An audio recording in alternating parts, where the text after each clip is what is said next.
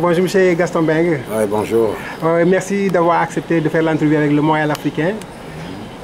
Vous êtes ici à Montréal, mais on sait que vous êtes l'un des plus grands promoteurs de lutte au Sénégal.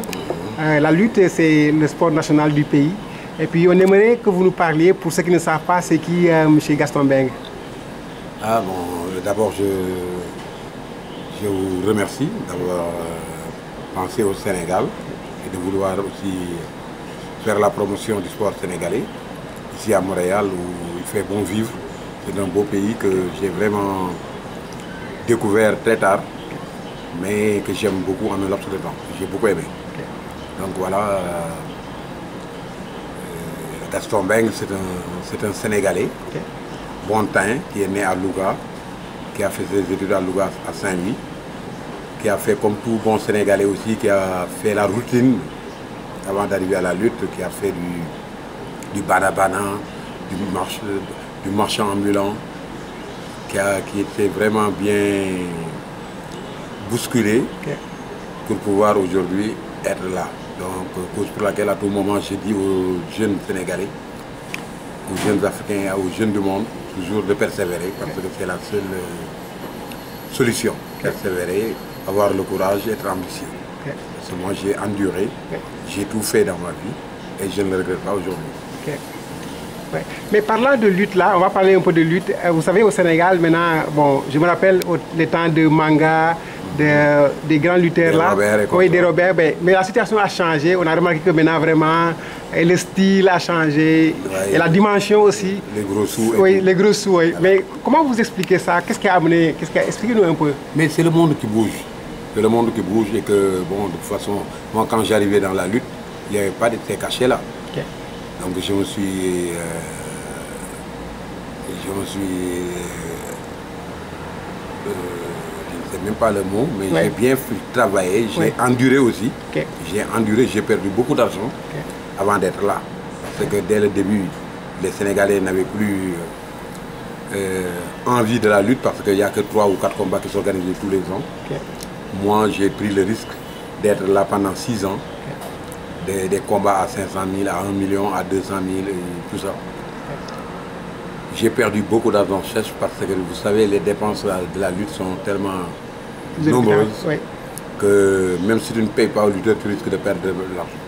Donc j'ai dépensé, je ne suis même pas venu à vendre 2 maisons, 2 villas, de vendre mon magasin de prêt-à-porter parce que moi je suis un homme de défi et que je ne veux pas que les mécontents soient contents. On est dans un pays, le Sénégal, c'est un beau pays, c'est un bon pays, mais les mentalités, les esprits, les cœurs ne vont pas ensemble. Parce que si vraiment les cœurs allaient ensemble, on allait se développer depuis longtemps. Absolument. Mais vraiment, il y a beaucoup de jalousie, il y a beaucoup de méchanceté d'ailleurs, cause pour laquelle à tout moment, tu entends dans les radios, dans les journaux, des gens décrier d'autres. Mais moi, je comprends. De toute façon, c'est la rançon du succès. Le prix de la réussite, c'est ça. Quand tu réussis dans la vie, eh bien, tu n'es pas épargné de critiques. Tu n'es pas épargné de chahuts, d'injures même. Donc là, je remercie le bon Dieu parce que même le prophète n'était pas épargné. Donc aujourd'hui, je me sens un homme réussi, cause pour laquelle je suis bousculé, je suis embêté, on raconte n'importe quoi, tu ouvres même les boîtes l'internet, les journaux, les radios, on critique Gaston parce que comment on critique les présidents de la République. Même le président Wade n'est pas, mais son fils, ses parents, les gens qui ont réussi dans la vie, ne sont pas épargnés de critiques. Mais Gaston, on rapporte que c'est vous qui avez dit qu'il faut limiter le cachet des lutteurs à 40 millions. Est-ce que ça, c'est votre affirmation? Non, je n'ai pas dit ça. C'est-à-dire que j'ai même entendu que c'est mis à Internet et qu'il y a même des gens qui ont répondu parce que Gaston est méchant, Gaston et tout. Gaston n'est pas méchant. Gaston, s'il était méchant, la lutte ne serait pas là aujourd'hui. J'ai mis beaucoup d'argent dans la lutte et pourtant il y a plus de 12 000 Sénégalais. Il n'y a pas 10 Sénégalais qui mettent de l'argent dans la lutte. Ceux qui ont essayé, les 3 quarts sont repartis parce qu'ils ont perdu beaucoup d'argent. Mais il faut être raisonnable, même si tu aimes le lutteur, si tu aimes une personne, aussi, il faut communiquer, il faut qu'on se dise la vérité pour que tout le monde comprenne. Aujourd'hui, j'ai dit qu'aucun lutteur ne mérite plus de 40 millions, ne mérite même pas 40 millions. C'est ce que j'ai dit. Je n'ai pas dit qu'il ne faut plus payer aux lutteurs 40 millions. Mais ils ne le méritent pas et c'est la réalité. Aujourd'hui, si on dit que la lutte marche, la lutte ne marche pas. On parle de 100 millions, il n'y a que 2 lutteurs qui l'ont touché, c'est Tyson et Yekini. 80 millions, il y a peut-être 3 lutteurs ou 4 qui l'ont touché. 50, 60 millions, il n'y a pas 20 lutteurs, il n'y a pas 10 lutteurs qui l'ont touché. Il n'y a pas 30 lutteurs qui ont touché 2 millions. Sur 6 000 licenciés. Et on dit que la lutte marche. Et si Gaston parle ou dit, on est en train, on critique. Il faut qu'on se dise la vérité, il faut avoir le franc parler. Dire ce qu'on voit. Essayer de voir comment on va résoudre ces problèmes. Ça vaut mieux d'entendre dire que Gaston a dit que le lutteur ne mérite pas 100 millions. On mélange les choses, oui. On retourne la phrase, on l'utilise de n'importe quoi, on dit n'importe quoi. Ça, c'est pas bien. C'est pas bien. Il ne faut pas que les gens cherchent toujours à... même si Gaston disait que ça c'est du miel, tu verras, il y aura d'autres gens qui diront que Gaston a dit que c'est du sel ou c'est du piment. C'est pas bien. Moi, et puis bon, de toute façon, j'ai l'habitude de tout ça. Moi, ça ne me dérange pas. Ça ne me dérange pas, ça ne dérange pas ma famille, ça ne dérange pas mes enfants. Ça ne dérange personne. Parce que même ma fille de 13 ans qui me disait, papa, tu sais, ça, c'est le prix du succès. Nous, c'est même pas la peine d'en faire un souci. Ma fille de 13 ans. Je peux te dire que maintenant le monde a changé, les enfants lisent l'internet, regardent, lisent les journaux, écoutent les radios, mais de tout le temps je les ai vite éduqués en ce sens que tout ce que vous entendez, n'en faites pas un problème parce que moi je suis un homme public et je suis prêt à tout entendre. Mais de toute façon, tant que je vivrai, tant que je vois la vérité, je dis ce que je pense, je dis la vérité. Maintenant, aux Sénégalais de venir vers moi ou bien de chercher des solutions, comment résoudre ce problème. Parce que comment tu peux voir un lutteur toucher 50, 80, 100, mais c'est pas possible. Mais les gens sont faits éduquer, ont éduqué leurs enfants, ont payé des études à des dizaines de millions. Mais comment, leurs enfants ne peuvent même pas toucher un salaire de 3 millions. Mais M. Mbeng, comment on était venu là? Parce qu'au départ, là, quand même, il n'y avait pas ces cachets-là, il n'y avait pas de gros cachets comme ça. Et comment ça s'est fait que... Et comment vous fixez? Quels sont les critères là? Je suis le seul qui a payé à un lutteur 100 millions. J'ai payé 80 millions, j'ai payé 100 millions. Donc si j'ai dit que... Mais j'ai le droit de dire aussi que, malgré que je paye ces millions, aucun lutteur ne mérite 40 millions. Mais quels sont les critères? Comment vous avez fait ça? Les critères, parce qu'il y avait des promoteurs qui étaient venus. Essayer de faire la concurrence, faire de l'enchère. Parce que tu sais, aujourd'hui, moi j'en suis sûr que si je laisse la lutte, les autres vont laisser la lutte. J'en suis sûr. Ce qui les pousse actuellement, c'est de concurrencer. Peut-être concurrencer parce que Gaston est là, concurrencer, et qu'il y a les autres qui nous côtoient, qui poussent les gens à faire des bêtises. C'est-à-dire que c'est comme à la politique d'un groupe de gens qui te côtoient, qui te disent que Gaston, ce combat-là vaut tant, il faut le mettre. Eux, ils vont bouffer peut-être tes 100 000 ou tes 200 000 francs, mais tu vas perdre des millions.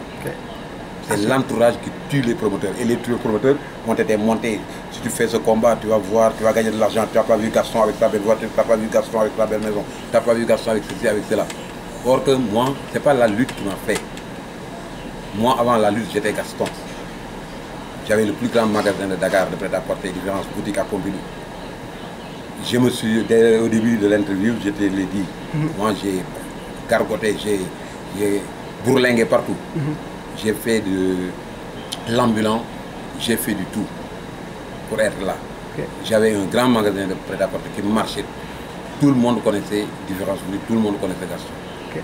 Bon, mais si des gens qui te côtoient viennent te dire que c'est la lutte qui a fait Gaston et que tu prennes tes trucs ou tu vas à la banque pour emprunter de l'argent, tu le mets, mais la preuve est là. Combien de commerçants sont venus à la lutte et sont partis aujourd'hui avec des pertes sèches? Combien de gens qui travaillaient bien sont repartis, ne pouvant plus rien faire dans la vie? Sont nombreux. Maintenant, il n'y a pas de promoteur au Sénégal. on se débrouille. Et par exemple, bon, modestie à part, moi au moins les sponsors me soutiennent, mais ils ne soutiennent pas Gaston pour les beaux yeux de Gaston. Les sponsors, l'argent ne les appartient pas. L'argent appartient à la société. Ils cherchent à travailler sérieusement avec une structure organisée. Moi, mes sponsors, moi je privilégie l'organisation et la méthode. Et tout le monde sait que Gaston organise bien ses combats, les sponsors l'ont vu, ils sont venus. Quand ils verront que Gaston n'organise pas bien ses combats, ils vont partir, ils vont me laisser tomber. Parce que ce n'est pas pour les beaux yeux de Gaston qu'ils mettent de l'argent. Et à tout moment, j'ai dit aux promoteurs, si vous n'avez pas un sponsor solide, ne rentrez pas dans la lutte. Et si tu le dis, des gars qui sont à la touche, qui ne mettent pas leur argent, qui sont devant leur ordinateur, qui mettent du n'importe quoi, qui disent que Gaston est méchant, Gaston ne veut pas faire, Gaston ne veut que les gens partent. Moi, je ne peux pas organiser plus de 10 dimanches. Il y a 52 dimanches et 52 samedis dans l'année. Je ne peux pas organiser plus de 10. Et il y a 6 000 lutteurs, il faut que les gens luttent. Il faut qu'il y ait d'autres promoteurs, mais il faut que les lutteurs soient raisonnables aussi. Il faut que les sponsors aussi soutiennent les autres promoteurs.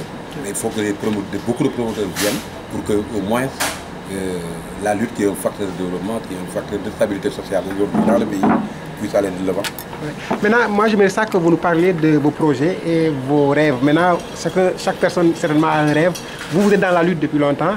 Qu'est-ce que vous aimeriez faire? Qu'est-ce que vous aimeriez faire? Qu'est-ce que vous souhaitez faire avec ça? Non, mais moi, la lutte, j'ai tout fait dans la lutte. Aujourd'hui, même si je laissais tomber, personne ne pourra plus oublier Gaston. Gaston, son nom est marqué pour l'éternité dans le monde entier. Okay. J'ai tout fait dans la lutte. J'ai amené la lutte partout. Je l'ai amené à un stade où personne ne croyait. Donc je n'ai plus rien à prouver dans la lutte. Maintenant, ce que je regrette d'ailleurs, c'est de découvrir Montréal peut-être un peu tard. Parce que là, je disais tout de suite à mon frère Ibrahima tout de suite que si j'avais découvert Montréal depuis 5 ans, peut-être la lutte ne serait pas là aujourd'hui. Parce que j'allais déménager et investir à autre chose. Et là, quand j'ai vu Montréal, quand j'ai vécu à Montréal pendant quelques jours, j'ai d'autres ambitions. Que je ne peux pas peut-être dire maintenant, mais j'ai d'autres ambitions de toute façon. Okay. J'ai d'autres ambitions. Je ne dis pas aussi que j'ai laissé... Mais vous n'avez pas laissé la lutte quand même? Non, je ne dis pas que je vais laisser la lutte. Oui. La lutte, j'en en veux plus. Mais je ne peux pas, tant que c'est... Là, c'est un truc du bon Dieu. Hein. Comme on dit en Wolof, Naptu Yalla. Okay. Tant que le Naptu n'est pas... le bon Dieu ne me l'a pas ôté, je resterai dans la lutte. Mais aujourd'hui, je ne veux rien de la lutte. Pour te dire, aucun de mes enfants ne sera promoteur de lutte. Okay. Ça, vraiment, c'est tellement dur, j'ai tellement enduré, j'ai tellement donné des pressions à ma famille. Okay. J'ai pas de vie de famille. Quand la saison est ouverte, j'ai pas de vie de famille. Maintenant, depuis 2 ans d'ailleurs, j'attends que la saison soit fermée pour que je puisse prendre mes vacances et aller dans d'autres pays pour un peu enlever le stress. Okay. Heureusement que cette année, je suis venu vers Montréal où j'ai découvert beaucoup de choses. Okay. Mais qu'est-ce qui vous a marqué le plus ici à Montréal? Là, les gens sont civilisés. C'est un beau pays qui est bien. Il n'y a pas de jalousie, il n'y a pas de racisme. Les gens sont bien, le climat est bien. Bon, je suis venu en été, oui. Mais même en hiver, moi, on m'a préparé pour l'hiver. Oui. Je pense qu'en hiver, je reviendrai. Okay. Mais il y a beaucoup d'opportunités de travail. Oui.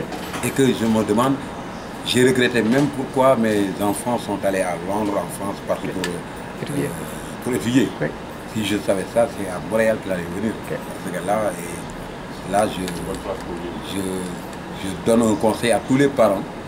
S'ils ont les moyens d'amener leurs enfants à Montréal. Parce que c'est un pays à visiter. Je ne fais pas la publicité de Montréal. Ouais. Je ne fais pas la promotion de Montréal. Mais j'ai découvert beaucoup de pays. Mais Montréal, okay. C'est du 100%. Merci M. Meg. Merci.